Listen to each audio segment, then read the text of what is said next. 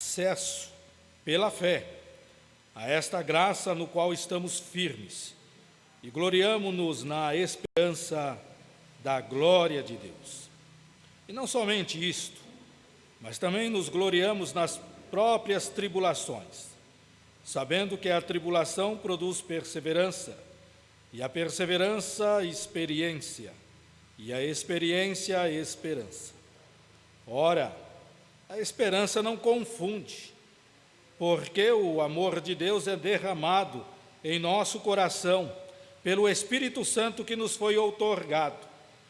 Porque Cristo, quando nós ainda éramos fracos, morreu a seu tempo pelos ímpios. Dificilmente alguém morreria por um justo, pois poderá ser que pelo bom alguém se anime a morrer. Mas Deus prova o seu próprio amor para conosco pelo fato de ter Cristo morrido por nós, sendo nós ainda pecadores. Logo, muito mais agora, sendo justificados pelo seu sangue, seremos por ele salvos da ira. Porque, se nós, quando inimigos, fomos reconciliados com Deus mediante a morte do seu Filho, muito mais, estando já reconciliados, seremos salvos pela sua vida. E não apenas isto, mas também nos gloriamos em Deus, por nosso Senhor Jesus Cristo, por intermédio de quem recebemos agora a reconciliação. Amém? Oremos, irmãos. Pai querido, nós somos gratos a Ti, ó Deus, porque neste dia nós já podemos pela manhã compartilhar a Tua palavra, sermos edificados. Tivemos, ó Deus, uma tarde abençoada, cada um nos seus afazeres, e o privilégio, ó Deus, que nos concedes de estarmos aqui na Tua casa, nesta hora da noite, com chuva que rega a terra, vinda dos céus, e como é maravilhoso podermos, ó Deus, cantar louvores ao Teu nome, como é bom, ó Deus, podermos entender que o Senhor se faz presente entre nós.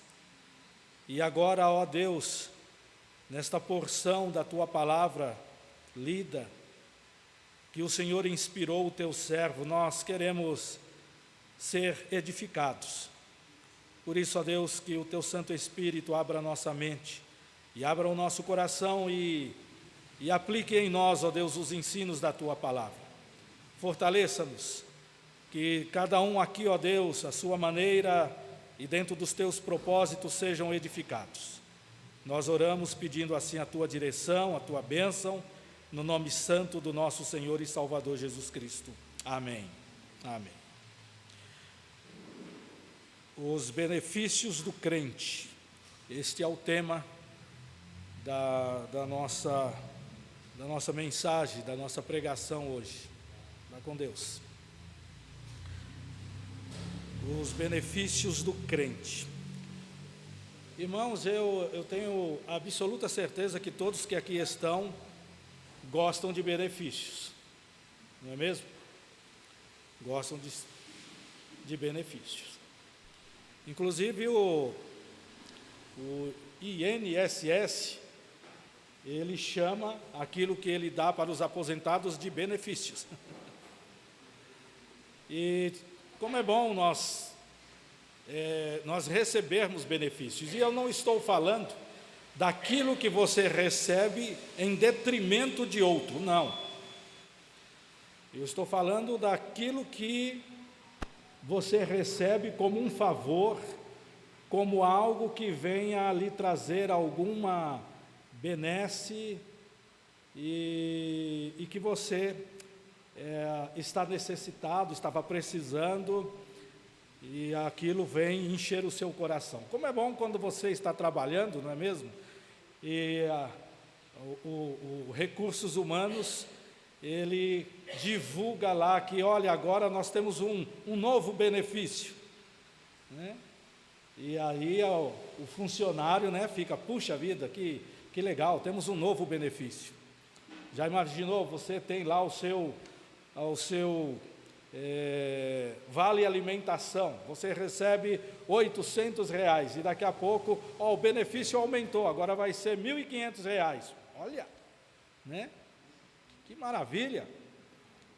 A mulher já, né? O marido chega contando isso, a mulher já fala assim: então agora você vai me levar lá no Outback.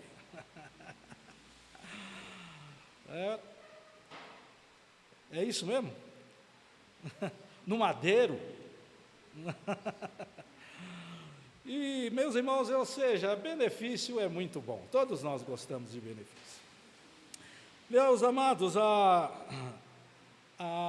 carta escrita por Paulo aos Romanos é aquela carta que começa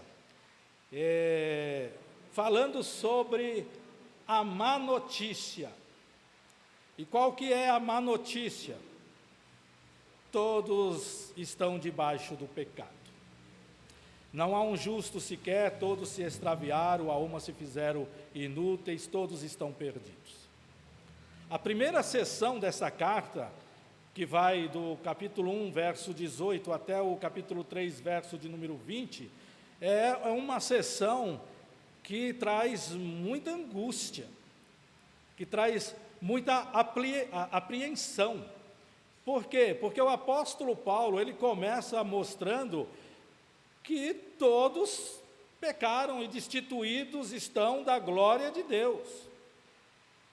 É claro que ele vai falar isso no capítulo 3, verso 23, mas justamente para linkar aquilo que ele falou até o verso de número 20. Não há um justo, todos somos pecadores.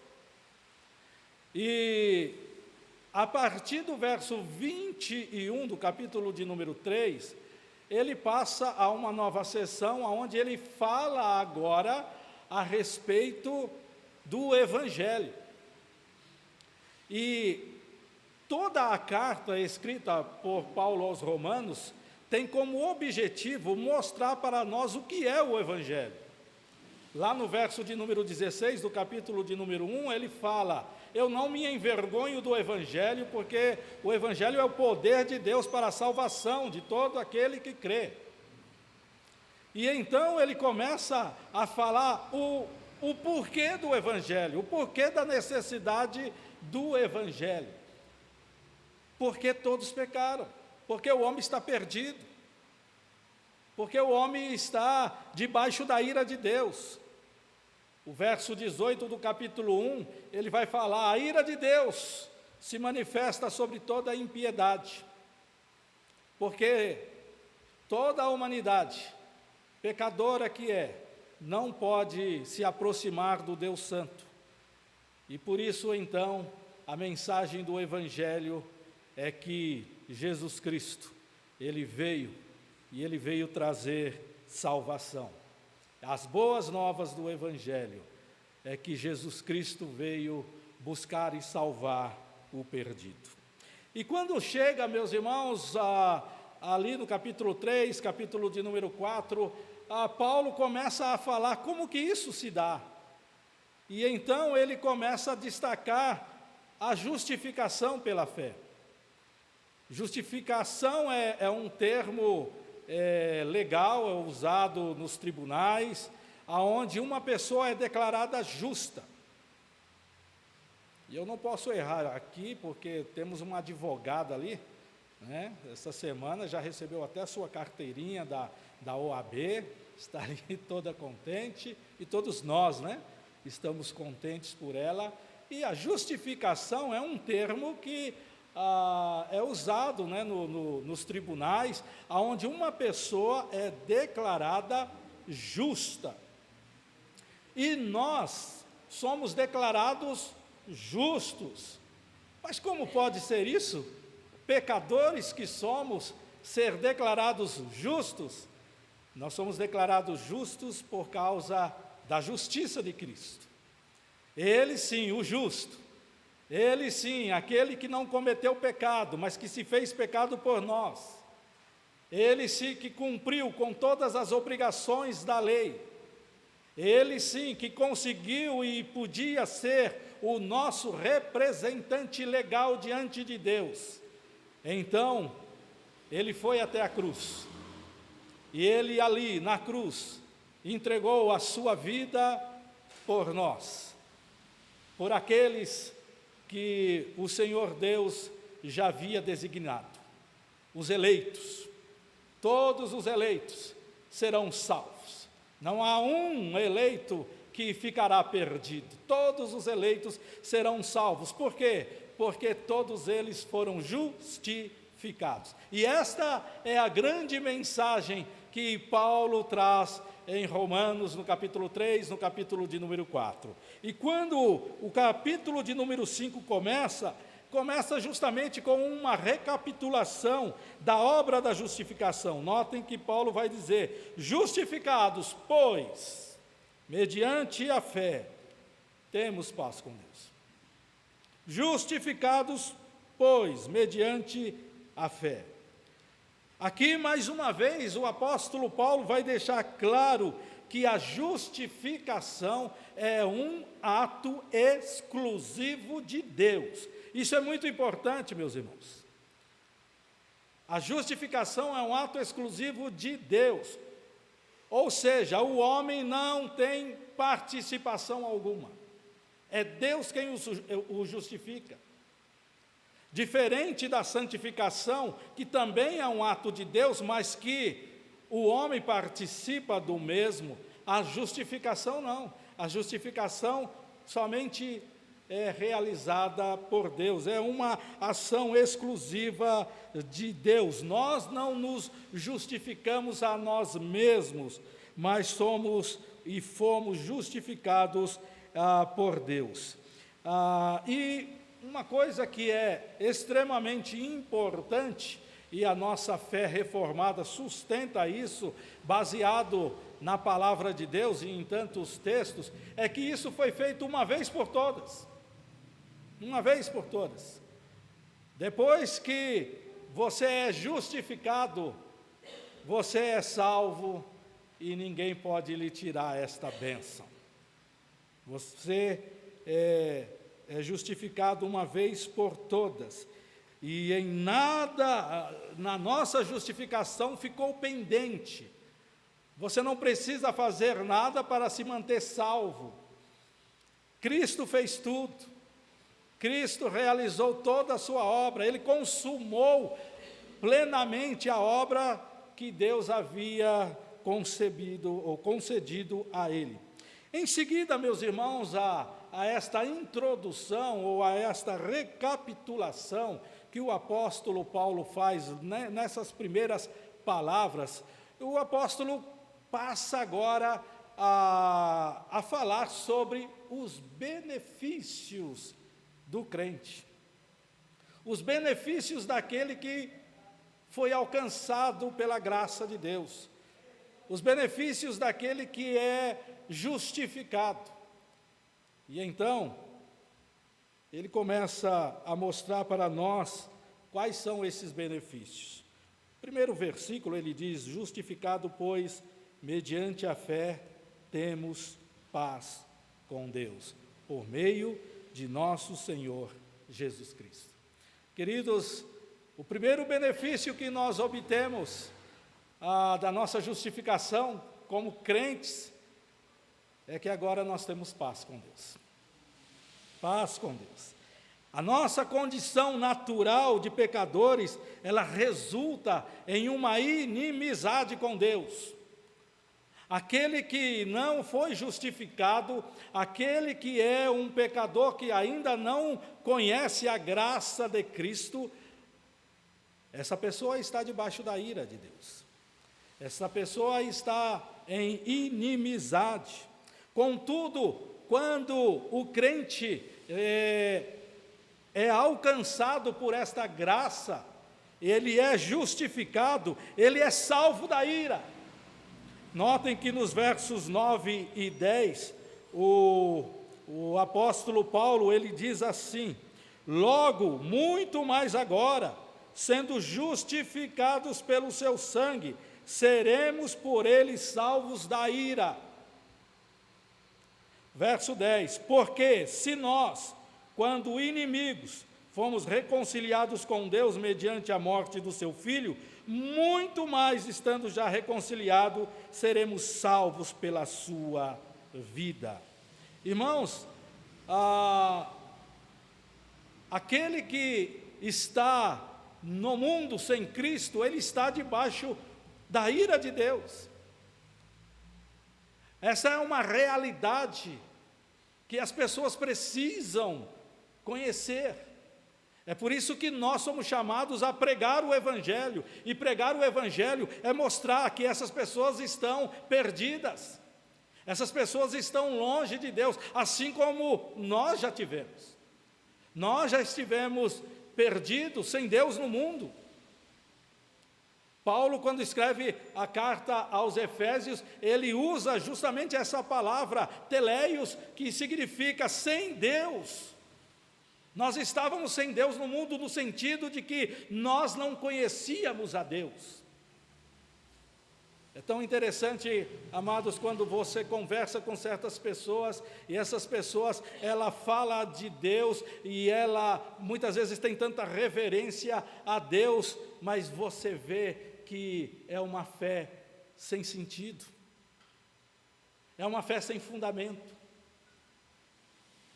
Eu disse pela manhã, ontem, eu saí para entregar algumas cestas básicas para algumas famílias, região de Guarulhos, Itaquaquecetuba, Arujá, e todo o trecho da rodovia Dutra, muitos romeiros, mas muitos, tanto de um lado da rodovia como do outro. Quando eu fiz o contorno lá por Arujá e estava voltando, também do outro lado, as pessoas indo a caminho de Aparecida.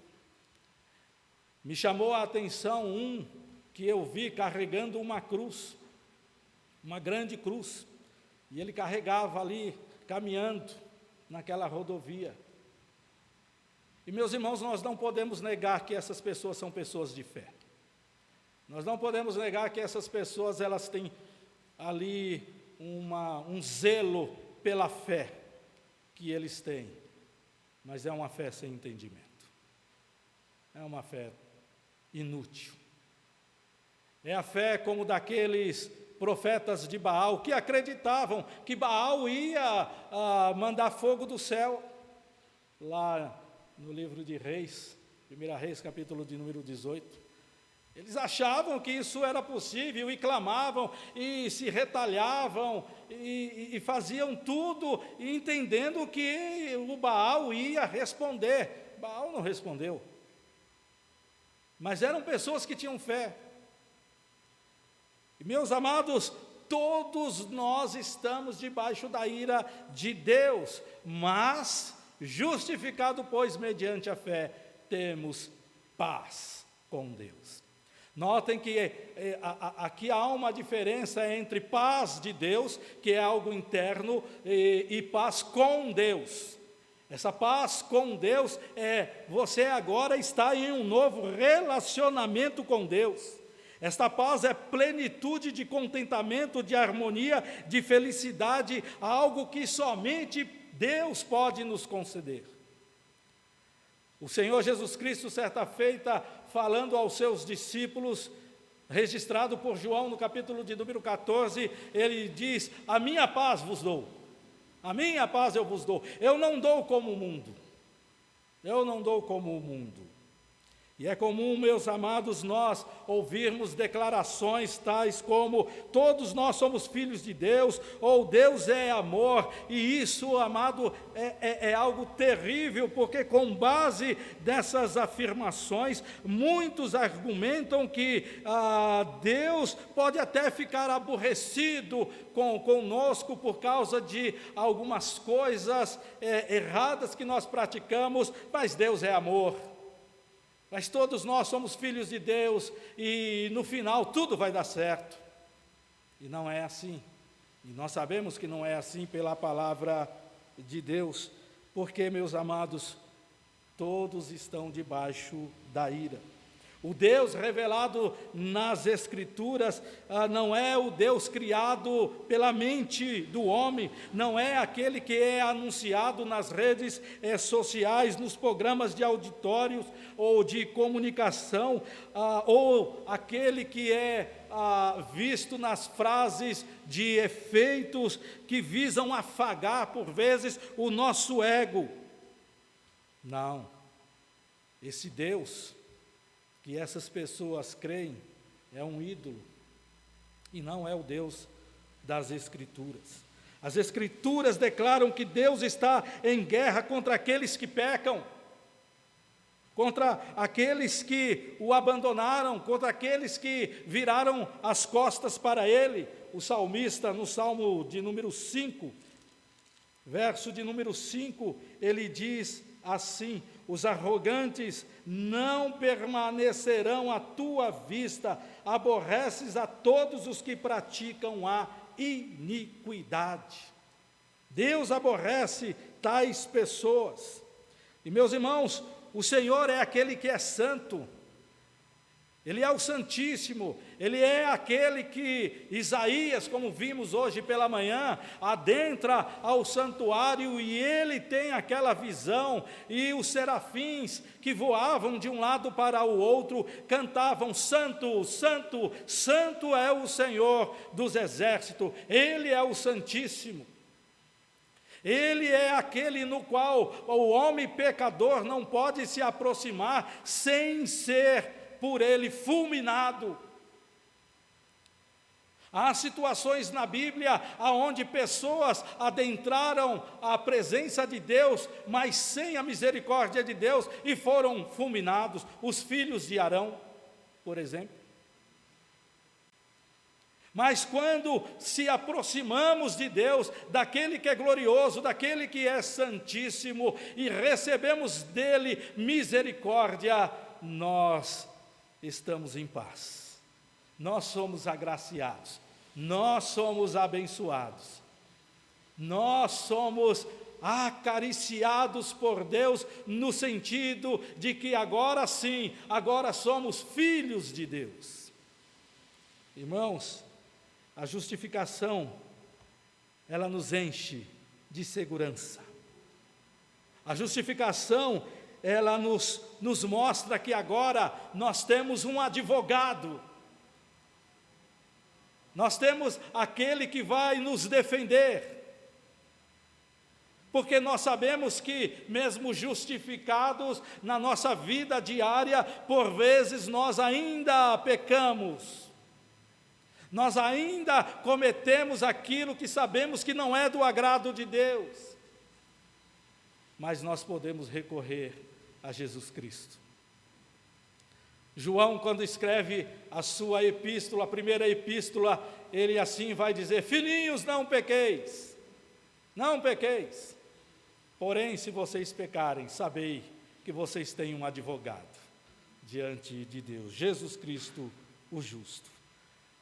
Meus amados, a obra de Cristo é a obra de um mediador, é aquele que se interpôs entre Deus e os homens, é aquele agora que nos entrega justo diante do Pai, e esta ira, que era algo normal devido ao nosso pecado, agora já não mais existe, porque nós temos um mediador entre Deus e os homens, que é Jesus Cristo, o justo. Ele é o príncipe da paz, ele é aquele que Isaías já profetizava, ele é o maravilhoso conselheiro, ele é o Deus forte, ele é o Pai da eternidade, ele é o príncipe da paz. Agora nós temos paz com Deus. Em Cristo Jesus, nós temos paz com Deus, paz essa que sossega a alma, que traz a certeza do perdão. Somos perdoados. Agora nenhuma condenação há para aqueles que estão em Cristo Jesus. Ofendidos pelos nossos pecados, Deus nos dá uma trégua, no sentido de que agora nós temos paz com Ele para sempre. A guerra acabou, a inimizade acabou, nós temos paz com Deus. A ira divina contra nós foi satisfeita quando Jesus morreu em nosso lugar. Glória a Deus. Temos paz com Deus. Este é o primeiro benefício. O segundo benefício, meus irmãos, que nós temos, o verso de número 2.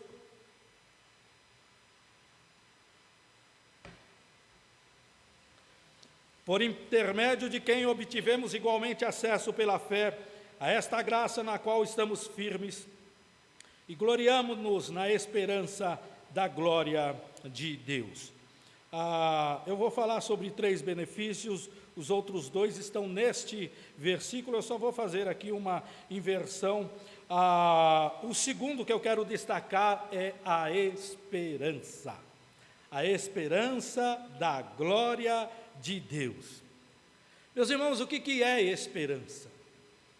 Esperança não é simplesmente você respirar fundo e falar tudo vai dar certo. Né? Nós temos esse costume, por vezes, de querer dar esperança para uma pessoa, a pessoa está passando por um momento difícil e você chega e fala assim, fica calma, tudo vai dar certo. Mas isso não é esperança. Esperança não é simplesmente algo que venha fazer com que você pense positivo sobre uma situação, não é isso. Meus irmãos, esperança é a certeza de que Deus fará tudo aquilo que Ele prometeu. Deus fará, Deus irá cumprir tudo aquilo que Ele prometeu. A palavra esperança usada no Novo Testamento, ela transmite a ideia de confiança para viver a vida cristã. É isso que nós precisamos todos os dias, a todo instante. Esperança. Vivemos num mundo mau, vivemos num mundo caído, vivemos num mundo pecaminoso, vivemos num mundo violento. Vivemos num mundo que persegue os princípios dos crentes, mas nós temos a esperança de que Deus há de cumprir todas as suas promessas, de que Deus vai nos fazer andar de cabeça erguida e que mesmo diante de circunstâncias adversas, Ele vai cumprir com aquilo que Ele prometeu na nossa vida. Irmãos, é isso que Deus quer para nós. Que tenhamos esta esperança. Esperança é a fé que nos faz olhar para frente. A palavra de Deus diz que algumas pessoas, mesmo quando não conseguiam enxergar nada, eles prosseguiram, porque eles sabiam que Deus é aquele que cumpre as suas promessas. E por vezes nós estamos em situações onde nós ficamos ali temerosos, apavorados e pensando, e agora o que será? E Deus simplesmente fala, marche, prossiga. Porque Ele é o Deus de promessa, Ele é o Deus que nos traz esperança. Queridos, a esperança é a âncora que nos impede de sermos carregados para o desespero e que nos mantém firmes. Sem esperança, nós estamos fadados ao fracasso. Sem esperança, nós vamos ficar alarmados. Sem esperança, nós vamos ficar angustiados. Mas com esperança, nós podemos olhar para a frente e prosseguir. Quando o povo chega diante do Mar Vermelho, ali eles temeram. E agora? O que será? Vamos morrer. Só água à frente. Moisés fala com Deus e Deus fala para o povo marchar. Fala para o povo marchar. Moisés toca ali na água e o mar se abre. E aquele povo passa a pé enxuto até o outro lado. Deus é aquele que abre o mar vermelho. Deus é aquele que sempre nos vai fazer andar a vida cristã, muitas vezes uma vida repleta de desafios, mas Ele vai nos fazer andar de cabeça erguida na certeza de que Ele vai cumprir com as suas promessas, promessa de nos fazer o bem. Ele é o Deus bom. O salmo que o nosso irmão leu aqui no início, o Salmo 145, uma das verdades que nós encontramos naquele salmo é que Deus é bom, Deus é bom, Deus é bom para a sua criação, Deus é bom para os seus filhos, as boas obras do Senhor permeiam a tudo e a todos, todos estão debaixo da bondade do Senhor, e principalmente nós, os seus filhos, aquele que Ele ama, aquele que Ele declarou paz. Nós podemos ter esperança. Irmãos, em meio a uma existência cheia de dúvidas, é maravilhoso ter certeza, é maravilhoso ter um porto seguro para ancorar. Nesse sentido, Paulo fala a respeito de nos gloriarmos na glória. Interessante isso. Nos gloriamos na glória. Parece redundante. Gloriar na glória. Mas a palavra glória, meus irmãos, no Antigo Testamento, ela traz uma ideia de peso, de densidade. Paulo provavelmente esteja aqui tomando emprestado este significado do Antigo Testamento para falar da consequência da justificação na vida do crente. Ou seja, o peso da graça que nos alcançou não vai nos deixar à deriva. Não vai nos deixar à deriva. Nós podemos olhar para o futuro e, apesar das dificuldades pelas quais passamos nessa vida, a nossa boca pode se encher de sorriso, pois pesa sobre nós, sobre o nosso coração, justificados a palavra da verdade. O choro pode durar toda uma noite, mas a alegria, ela vem pela manhã. Nós temos esperança. Primeiro benefício, temos paz com Deus. Segundo benefício, nós temos esperança. E o terceiro benefício, por intermédio de quem obtivemos igualmente acesso pela fé a esta graça na qual estamos firmes. Amados, a palavra de Deus em Êxodo capítulo 20, ali do verso 18 até o verso 26, vai nos mostrar que Deus é Deus de longe. Deus é Deus de longe. E o que isso significa? Significa que Deus é o Deus transcendente. É o Deus que está no céu, é o Deus inalcançável.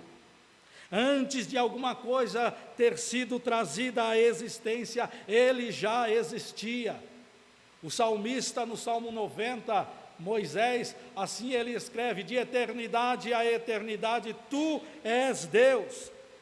Ele é o princípio e o fim, Ele é o alfa e o ômega. Ele é o Deus transcendente, Ele é aquele que não existe outro igual, não existe outro semelhante a Ele. O Criador não precisou de alguém para aconselhar a Ele em qualquer coisa que fosse. A sua existência é completa. Ele habita na luz a qual ninguém consegue ter acesso. Não há ninguém semelhante a Ele. Ele é único. Ele é único. Mas a Bíblia também vai dizer que Ele é Deus de perto. Ele é Deus de longe, transcendente, mas Ele é o Deus de perto. Ele também é aquele que habita no meio do seu povo. Ele é aquele que habita no céu, mas também habita